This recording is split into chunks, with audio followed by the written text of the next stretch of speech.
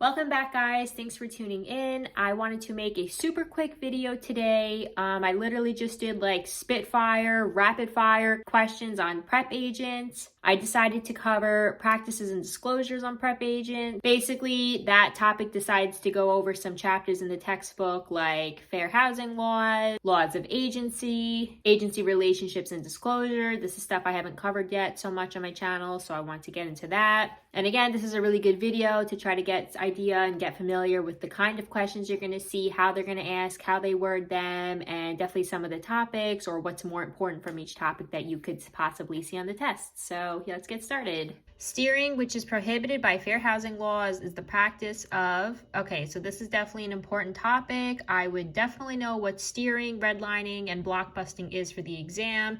Even if they don't exactly ask what it is, they're probably going to ask for some kind of scenario on it. So definitely have those straight, as well as all of the fair housing laws and all the years and what class it's protecting. That's definitely something you should know.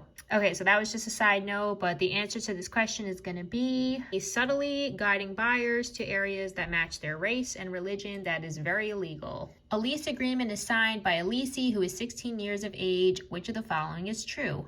Well, if he's 16 years of age, he's going to be a minor, so the contract is going to be voidable. And then we have that right here, the lease agreement is voidable. Okay, so this is actually a good one. In order to be valid, all exclusive listings must include, it is going to be, when you're doing an exclusive listing with the seller is agreeing that they're going to let you show their house and try to sell their house within an expected period of time. And if you don't, then the listing's going to expire. So it's actually going to be, in order to make it valid, it's actually going to be a definite date of expiration.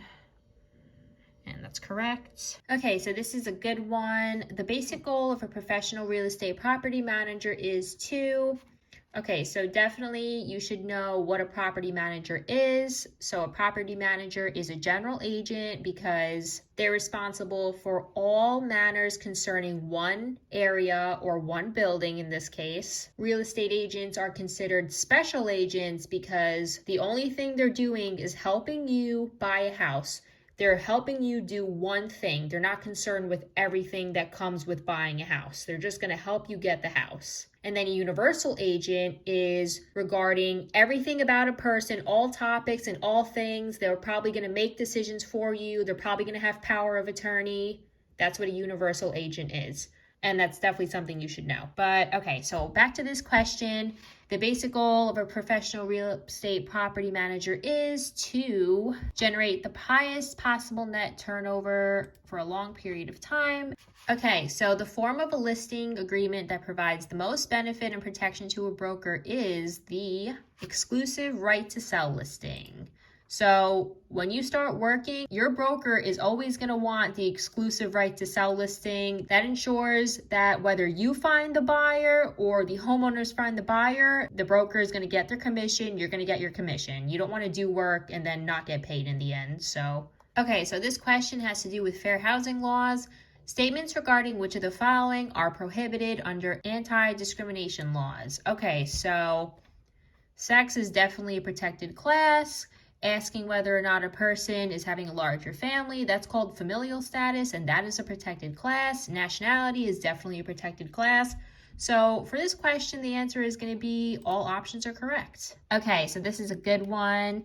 The Fair Housing Act of 1968 prohibits discrimination based on, so like I said before, guys, make sure that you know exactly what classes are being protected and which years, specifically what years the acts were created. And just make sure that you note that the Fair Housing Act of 1968, so that is going to protect race. But the first one to come out is actually the Civil Rights Act of 1866, and that also covers race. But when they created the Fair Housing Act of 1968, when they say race, they mean like literally all nationalities. So that's the difference between the two. But in this case, it says race. This is the right answer.